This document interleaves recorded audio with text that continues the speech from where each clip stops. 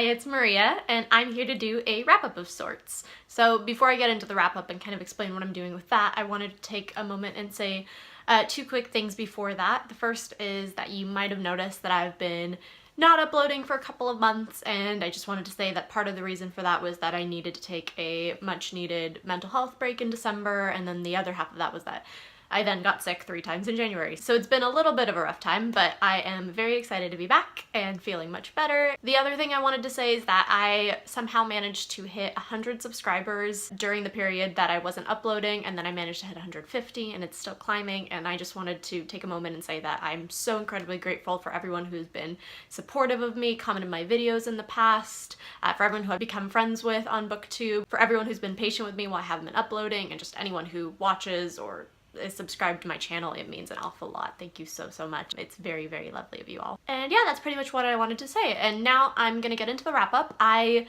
really wanted to catch you guys up on what I've been reading in the last couple of months since I haven't been posting, so I kind of decided to do it in a 2-part video. This first video will be kind of recent reads, my least favorite books out of those, and then my next video will be my recent reads, most favorite books out of those. Hopefully you don't mind that the wrap up's a little bit late and are still interested to hear what I've been reading. I should also mention that none of these are in any kind of specific ranking or anything like that. They're just in chronological order of when I read them. Alright, so we're gonna get in with a pretty polarizing one to begin with, and that is the Dream Thieves by Maggie Stiefvater. This is book 2 of the Raven Cycle. This book and series as a whole are kind of ones that I really wanted to love because of how many amazing things I've heard about them, but I'm just not clicking with them for some reason. The series basically follows this girl called Blue who grows up in a family of psychics, but she herself doesn't have any powers other than to amplify the powers of those around her. And she kind of meets these private school boys and ends up joining them on a quest to look for a magical king. And there's also this other plot point that's kind of like a prophecy in which Blue has known her whole life growing up that she is fated to cause her true love to die. But that's kind of more of an underlying plot point that goes on through the books. It's really not the major central plot as much as the hunt for the magical king is, at least through book 2. So here's the thing about the series, or at least how I feel about it.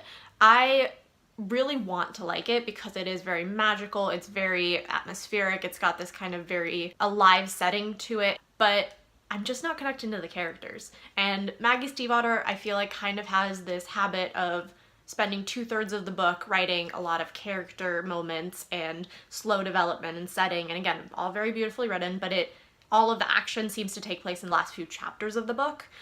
And if you're not clicking with the characters, which I'm unfortunately not, and I don't really know why, the 2/3 of the book can be kind of a drag. The first book wasn't that way for me. I know some people say that the first book has that lack of pacing for them, and that's kind of what makes it hard for them to read on. The first book was fine for me for some reason. I was enchanted enough by this new world that I was curious about it and didn't really notice that, but the second book did drag on for me, and I did feel like for 2/3 of it, every time I was picking the book up, I just wasn't invested. And it's a tough one for me because at the end of the book, there's always that anticipation that's built up again because the last few chapters are so action-packed, so I'm always excited to know what's gonna happen in the next book, but I also feel like I don't want to have to read the 2/3 of it that I'm not as invested in order to get to the action of the last third, and I'm just not loving the series as much as I wanted to, which is upsetting. I will say though that I really like the concept of the kind of magical nature of the second book. There's this really cool development that I can't really talk about because of spoilers, but it's the main central theme of the book, and I thought that was really unique and really kind of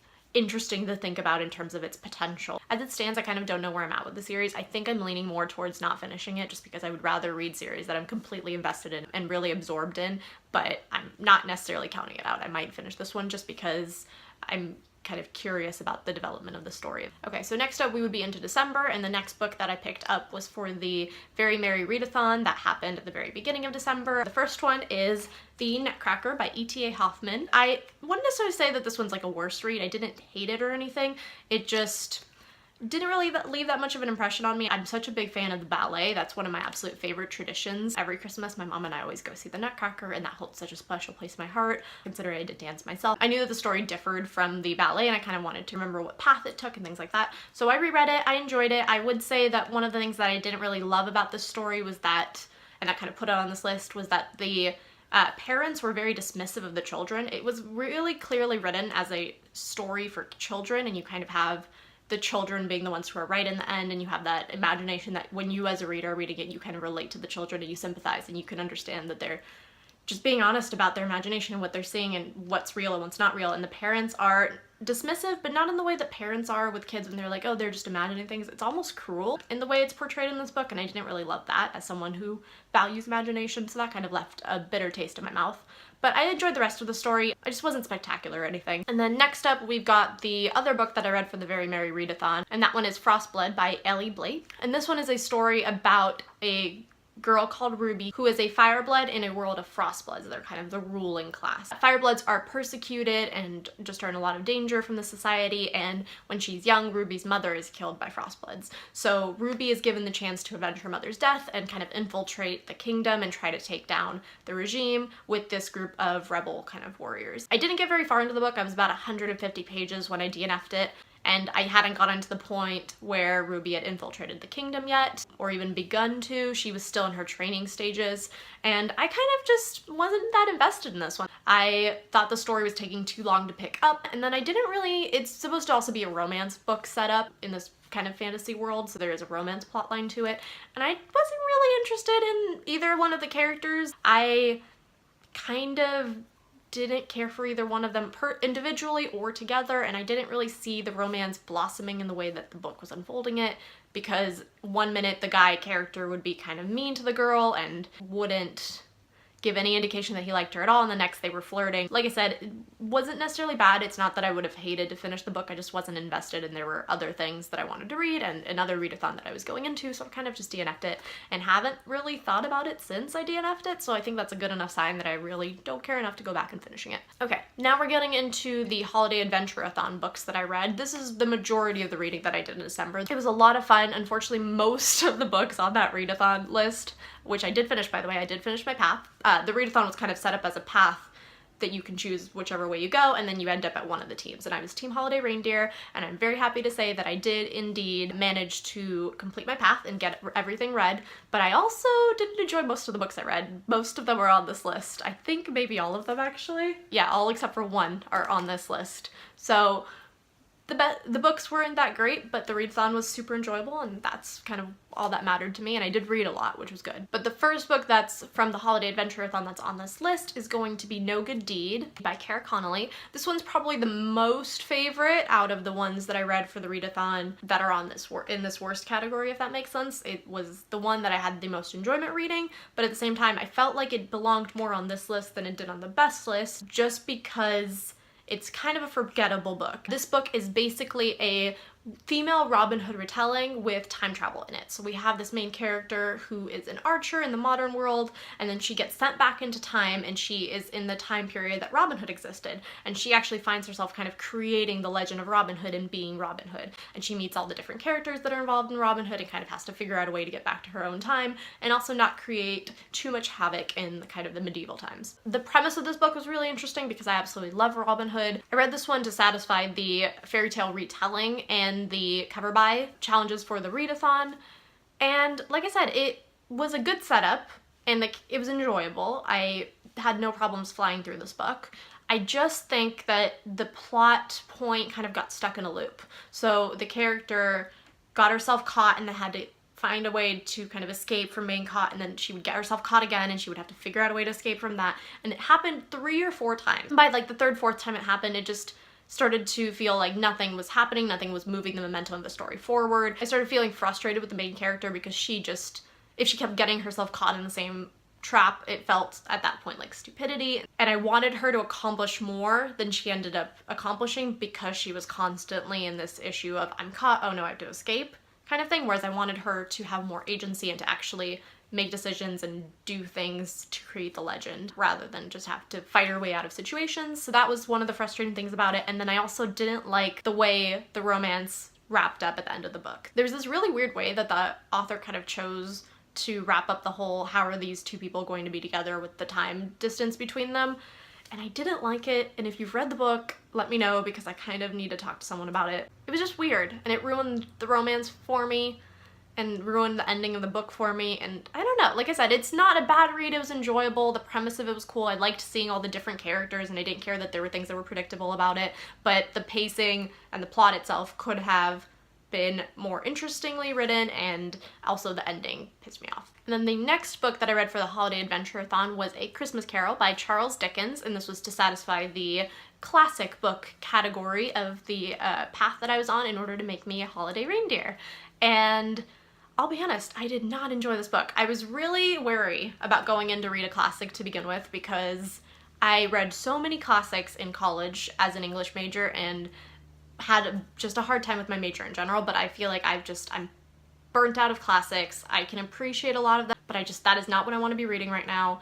And I thought maybe enough time had passed where that had changed, or maybe a specific author could change it for me, and I'm just kind of still not interested in reading classics, I'll be honest.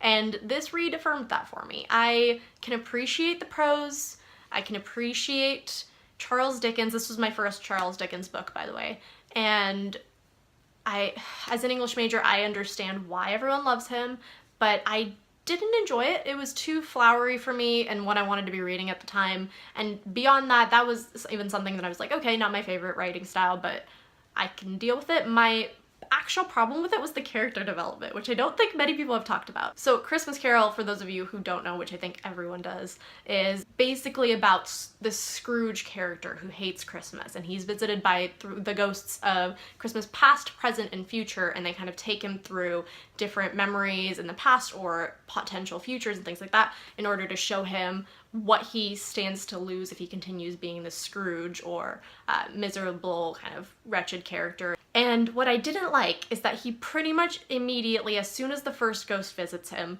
changes his mind about the way he is. And I just feel like it didn't make sense for his character. He's supposed to be this really horrible character, and he's supposed to be visited by these three ghosts to convince him that that's not the path he wants to go down, and he just is swayed too easily, in my opinion. It was just frustrating because by that point he was like, okay, I agree, and then they continue showing him things and he's like, I get the point, I get it, please, what can I do? And I feel like it should have been more of a fight, and I feel like there also was a potential for more of a explanation for why he was the way he was, and there was a bit of an explanation with his past, but I also feel like not enough to build him up into this giant Scrooge character that we all associate with this horrible, horrible human being. Maybe that's because this book has been so built up and everyone associates Scrooge with like the highest level of horribleness, but I expected there to be a deeper reason for why he was as horrible as he was, and he does start out the book really horrible to everyone he meets, and so I figured there would be more of a reason. I mean, not to rule out the reason he did have, which it was a good reason, I just wanted more. I don't know if that's just me, but I did really like the side characters that were involved in that story. It's a really short read, so like I said, even though I didn't like it, it's not like it was, I mean, I read it in one night and didn't have an issue with it, so definitely an easier classic to pick up if you're trying out classics and trying to see what you think of them. And it was really cool to read Charles Dickens for the first time because I somehow as an English major skipped that, so now I have a reference for when people talk about him as an important literary figure. But yeah, I just wasn't as impressed as I wanted to be with this one, and I also didn't enjoy it. I don't know, it didn't fill me with Christmas spirit or make me kind of feel all festive or anything, which I think the ending of it is kind of supposed to, of like, yes, remember the goodwill of the holiday and stuff like that. It kind of didn't give me that feeling, but that's just personal opinion. That's just how I interpreted the character and his story, so I can see why other people would see this as like a holiday classic. The next book for the Holiday Adventure-a-thon was Midnight Riot by Ben Aronovich.